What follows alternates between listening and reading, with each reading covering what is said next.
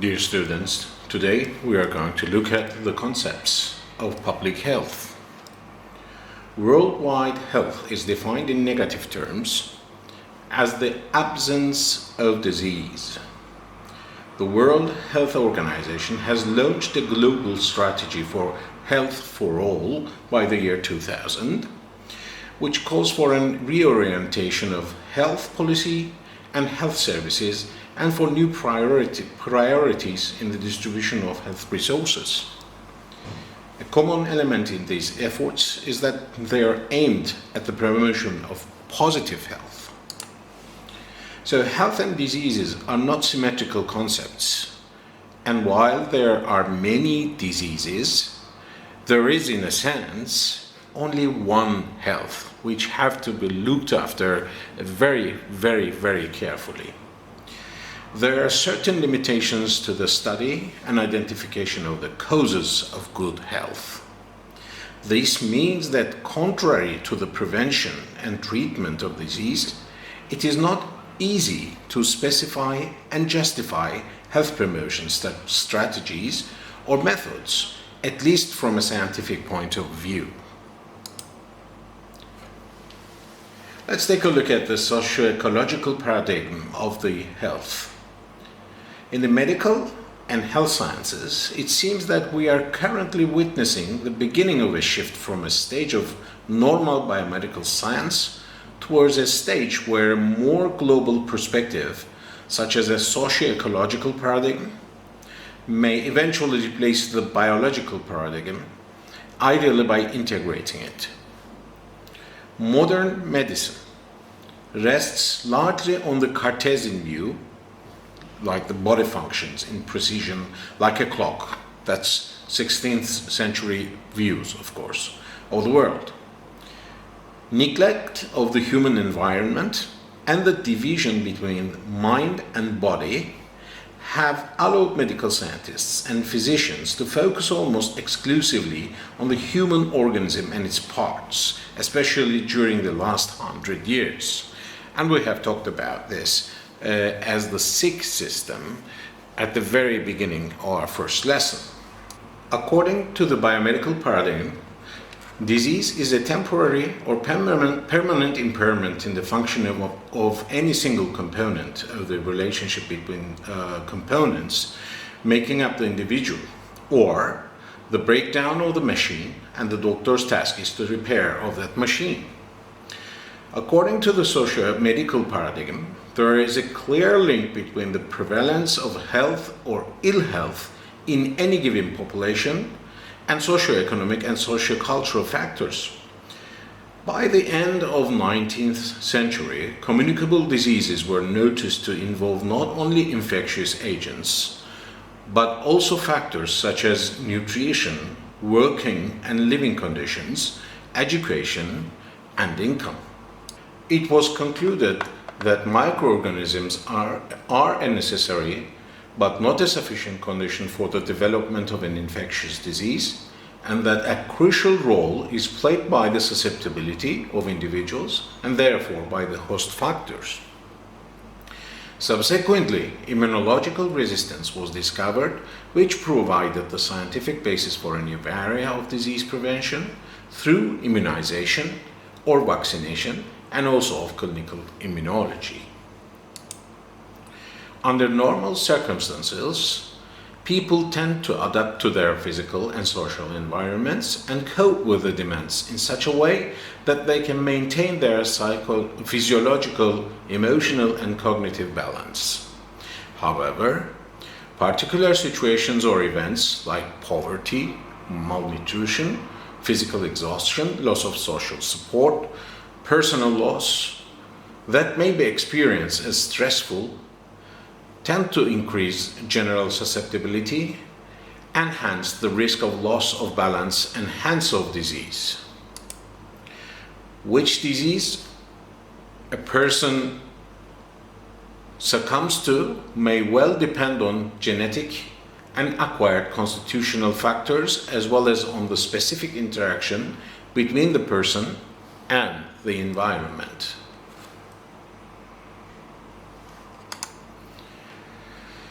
Within this framework, two considerations appear to be important. First, health or ill health does not depend merely on social and environmental factors, and that individual's resistance gives him or her a more or less stable predisposition to a particular disease.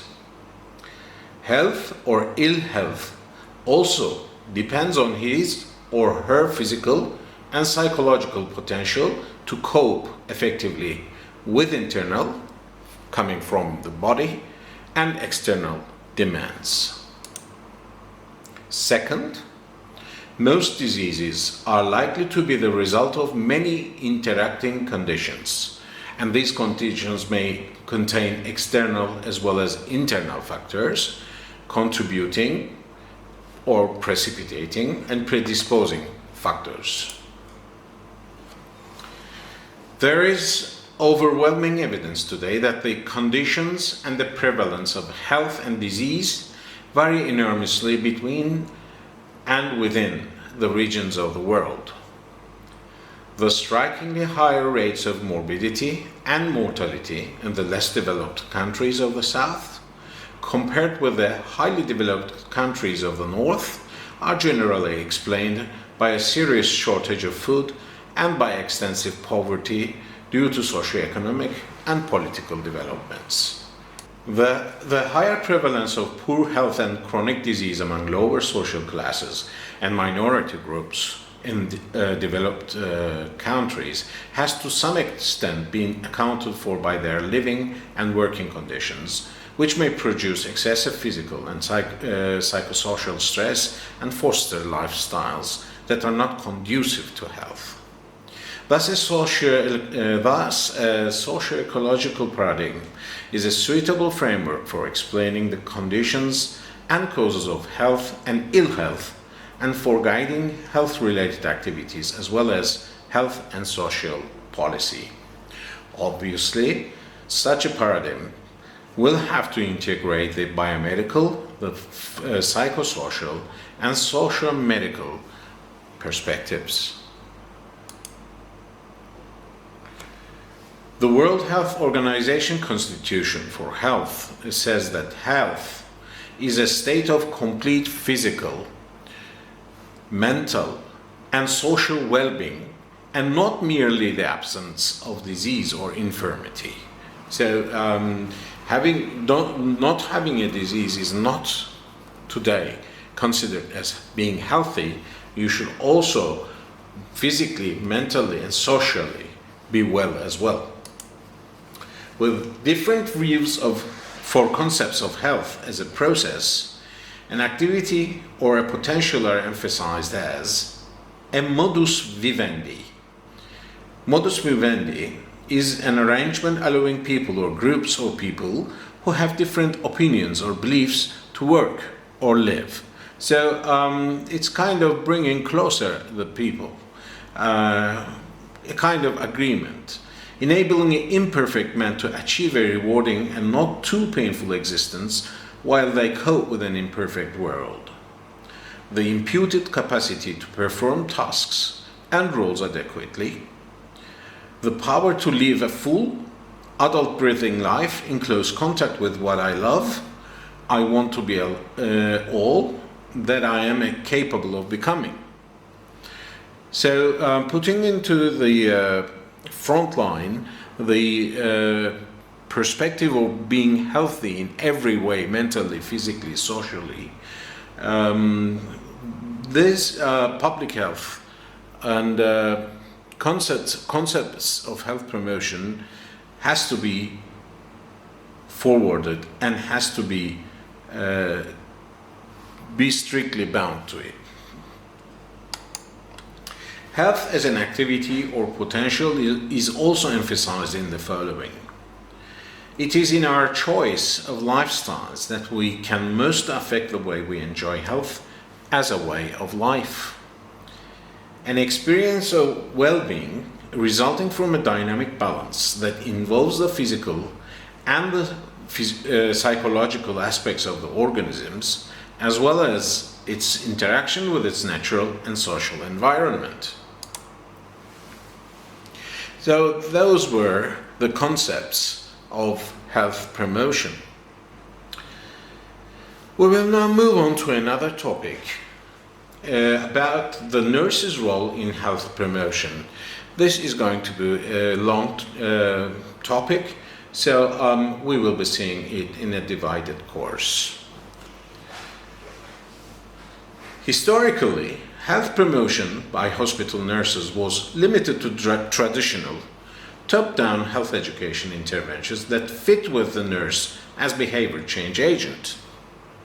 Examples include preparing patients for surgery, which includes ensuring that they are well informed about the procedure and is known to reduce anxiety and expedite recovery.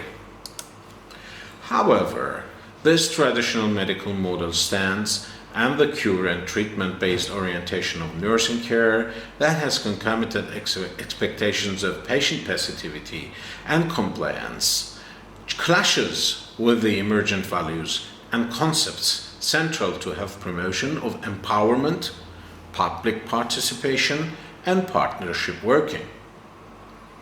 Nursing needs to embrace issues to do with patient self-efficacy and patient-centered approaches, and to reject any form of coercion. Further to this, hospital nurses should develop a broader, collaborative health promotion role and address the wider barriers of patient health promotion. Hospital nurses could engage in critical consciousness raising by educating patients about health determinants and the politics of health to catalyze community action for change. More grounded suggestions, according to latter, include liaison with other professional groups, community agencies acting as key agents of influence for health promotion, strategic and policy development within hospitals, identifying trends in hospital admission, and contributing their findings to local healthcare needs assessment. Nurses can facilitate the setting up of self-help groups for patients and carers with similar experiences and traumas, and offer continued support to these forms. The delivery of nurses' primary, secondary, and tertiary level of health promotion is very important. This topic will be discussed for tobacco consuming and its relation to lung cancer for facilitating the understanding and its application. And this example can be applied to any kind of goals that are needed to be or chosen to be achieved. The intention of the World Health Organization to achieve health for all by the year 2000 was published in their Ottawa Charter, the outcome of which was to build healthy public policy, create supportive environments, strengthen communities, develop personal skills, and reorient health services. They identified key factors which can hinder or be conducive to health as political, economic, social, cultural, environmental, behavioral, and biological. And that was given out in 1986. Inequalities in health have been extensively researched, and although attempts have been made to overcome these, there is evidence to support that the divide between the rich and the poor still exists in society.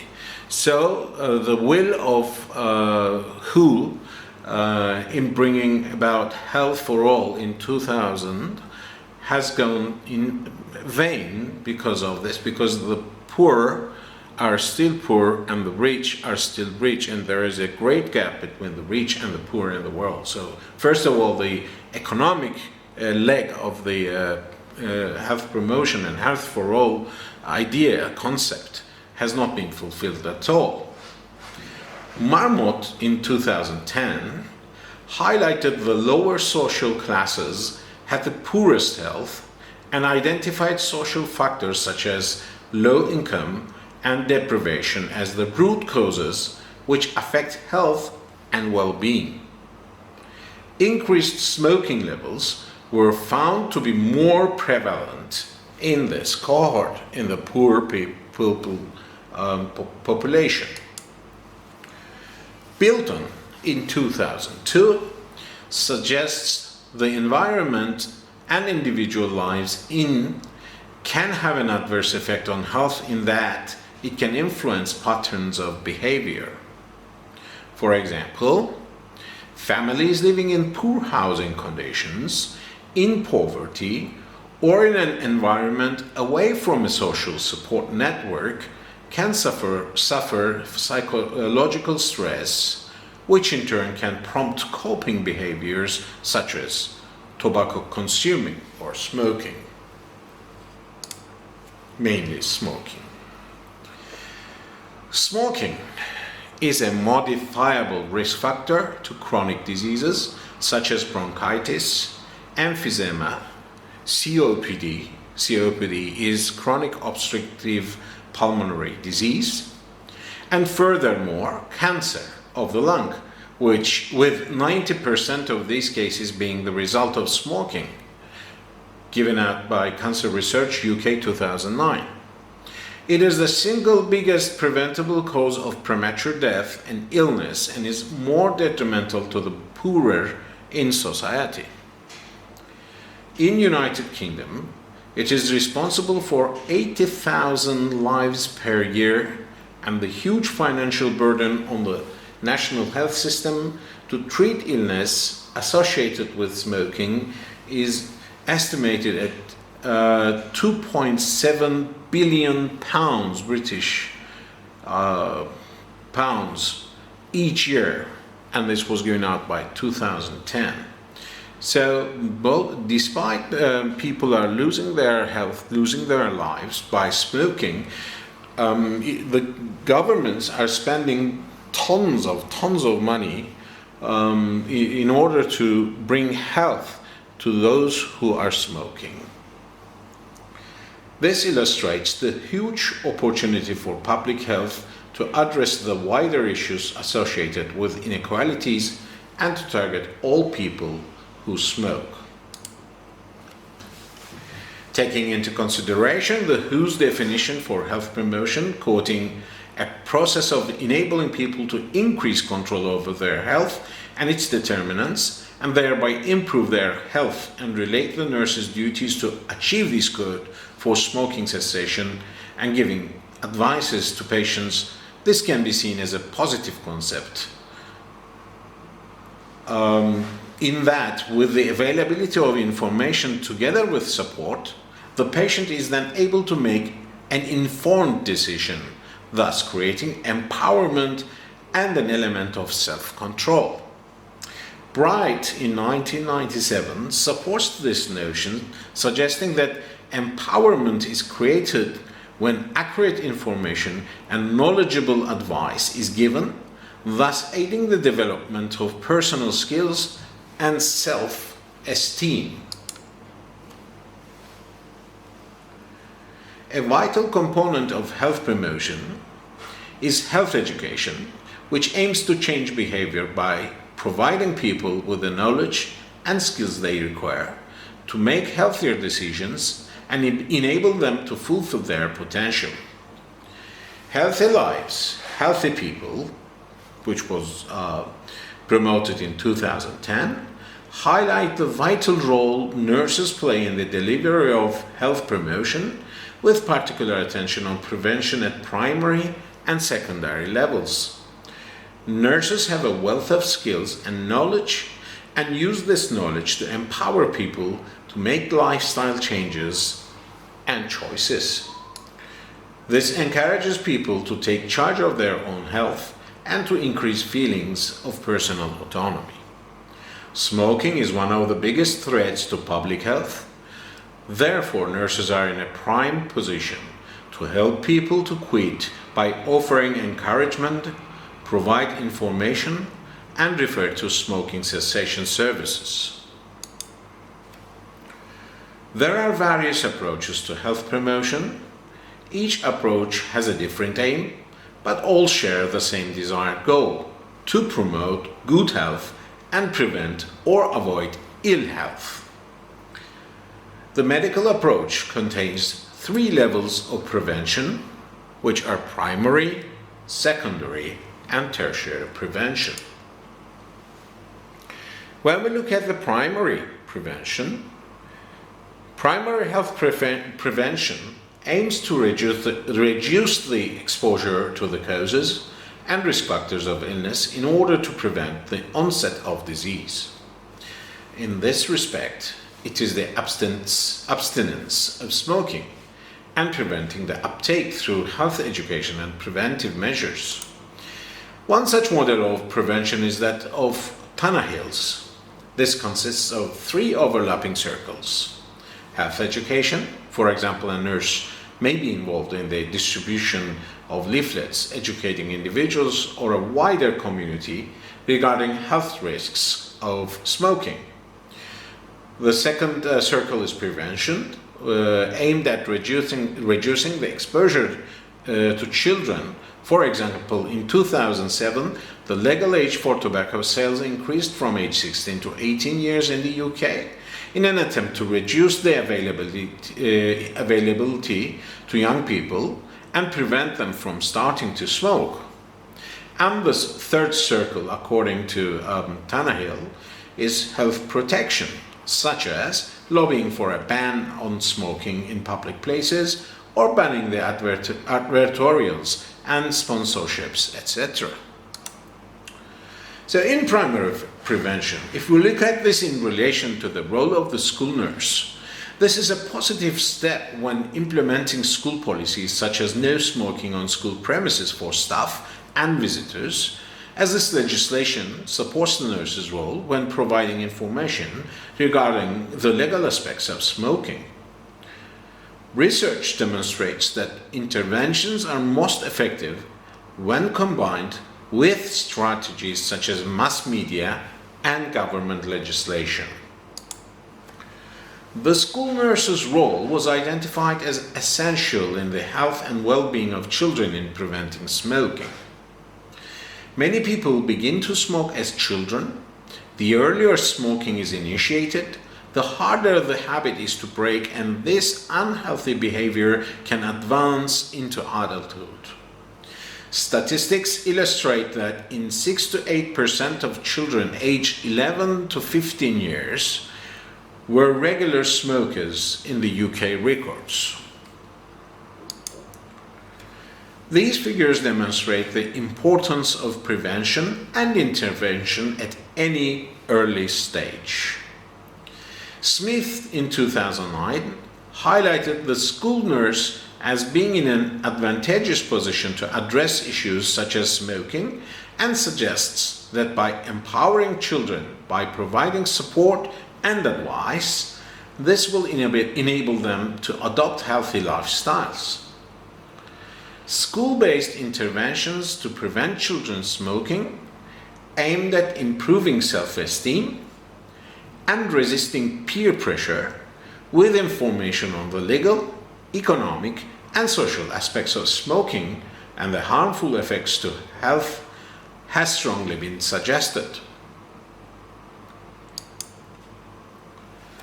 Self-esteem is determined by childhood experiences, and people with a low self-esteem are more likely to conform behaviors of other people. This can be a potential barrier in the successful delivery of health promotion at this level. With young children exposed to pressure to conform, they are more likely to take up unhealthy behaviors such as smoking. The nurse can overcome this by working on partnership with teachers and other staff members to promote self-esteem by ensuring an environment conducive to learning free from disruptive behavior which promotes autonomy, motivation, problem-solving skills, and encourages self-worth.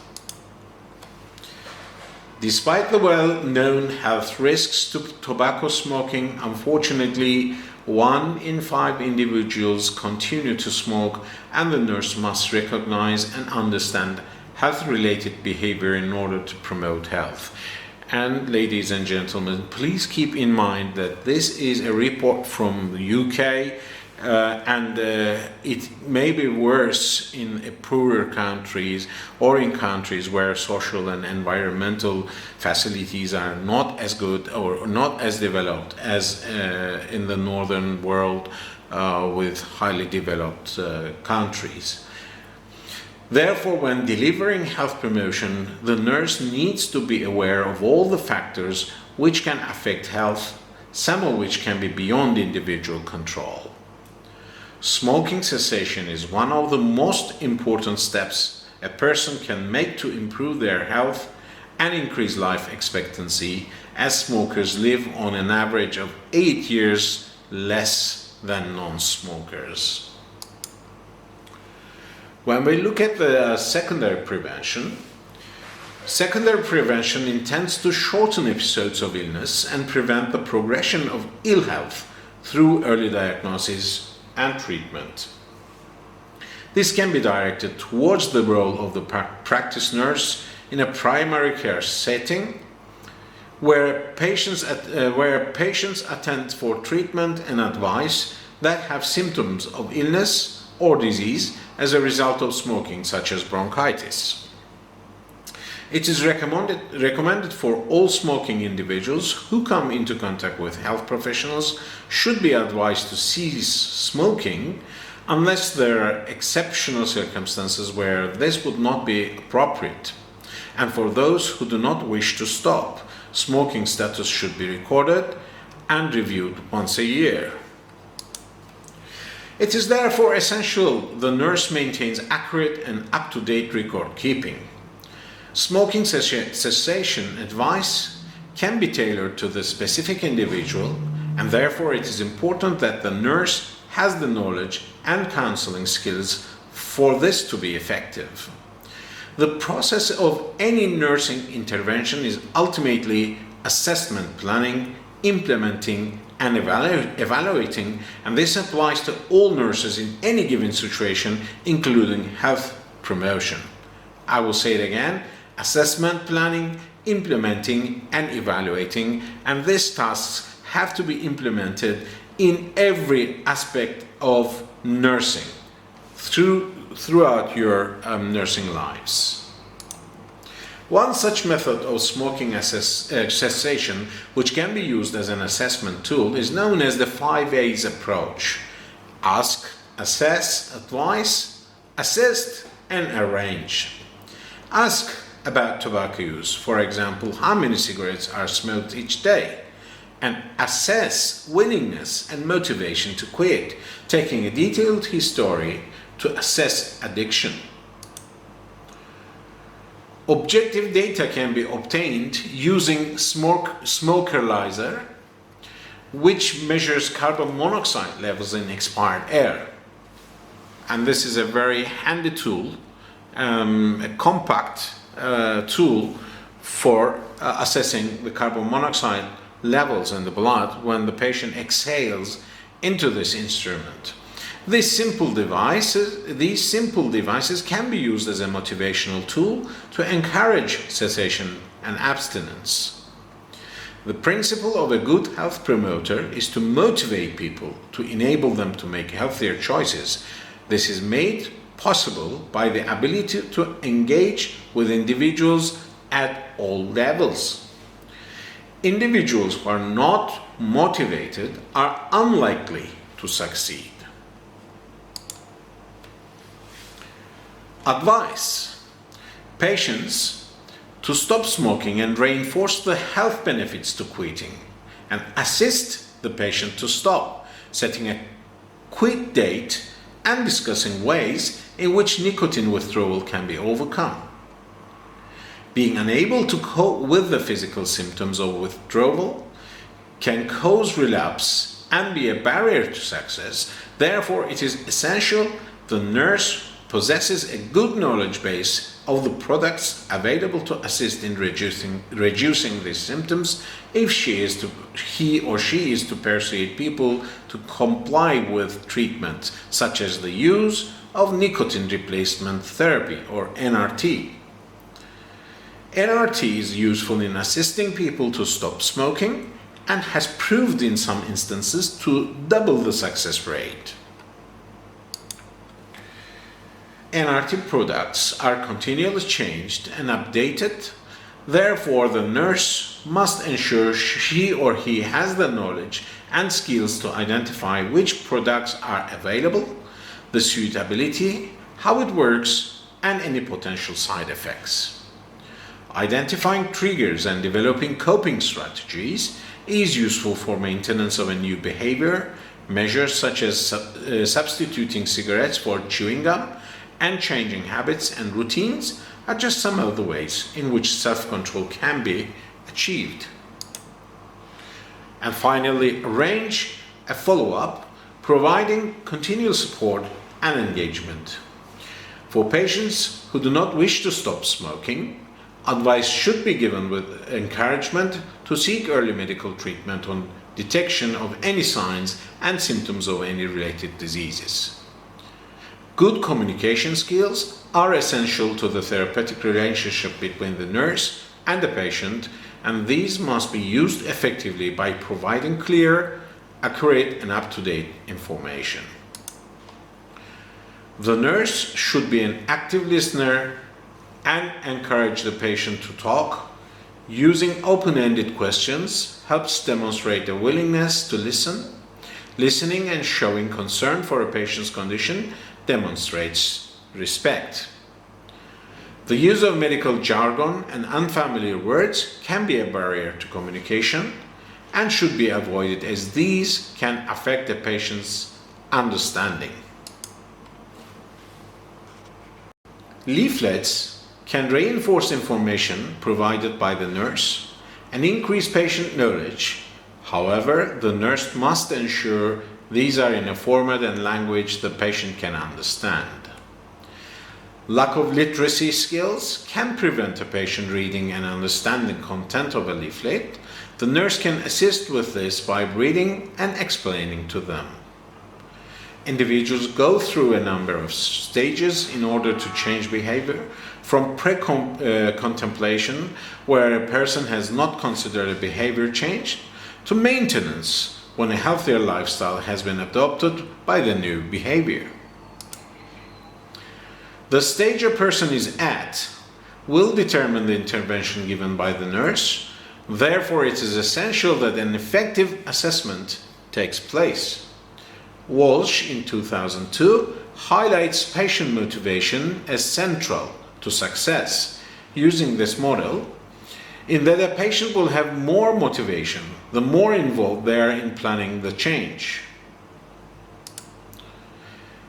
Despite the health promoting activities and the increasing public awareness of the health risks of smoking, there are people who continue to smoke and further develop illness as a consequence.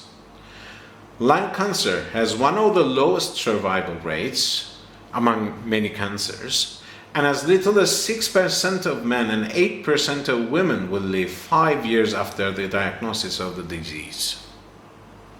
An effective cancer plan against the disease can only be achieved by increasing the knowledge and application capabilities of nurses for the diagnosis and early reporting of the patients who developed cancer. This has to be succeeded by improving outcomes, a strategy for cancer, the aim being to enable patients living with cancer as healthy life as possible. These are needed to be done in the secondary prevention applications with well-educated nurses. And finally, the nurse's role in health promotion is the tertiary prevention. Tertiary prevention aims to halt the progression or reduce the complication of established disease by effective treatment or rehabilitation. At the tertiary prevention point, you do not have to worry about health promotion anymore, because the disease have been developed, and what we will be dealing with is for the comfort of the patient from now on. A diagnosis of cancer can cause great distress, and the patient may go through a whole host of emotions. Naidu and Wills suggest the aim of tertiary prevention is to reduce suffering and concerns, helping people to cope with their illness. The community nurse's role has been identified as pivotal in providing support for patients and families living with cancer. The World Health Organization described palliative care as treatment to relieve rather than cure the symptoms caused by the cancer, and suggest palliative care can provide relief from physical, psychosocial, and spiritual problems in over 90% of cancer patients. Assessment and the provision of health education and information at this stage remains the same as that in secondary prevention, and it is not uncommon for the two to overlap. Providing advice and education on symptoms control may alleviate some of the symptoms the patient experiences. For example, breathlessness is a symptom of lung cancer, and relaxation techniques may reduce this. Therefore, the nurse may be involved in teaching these techniques to the patient and family members. Continual of smoking, despite the lung cancer diagnosis, can exacerbate shortness of breath and reduce survival rate. Therefore, the nurse can use this opportunity to reinforce the risks of smoking. However, the nurse must use her judgment effectively and be sensitive to the patient's conditions, as the willingness to learn and respond to teaching can be affected by emotional state of the patient. Establishing effective pain control is essential in the care of a cancer patient, and this may involve discussion with the patient's physician if medication needs adjusting. A referral to specialist helplines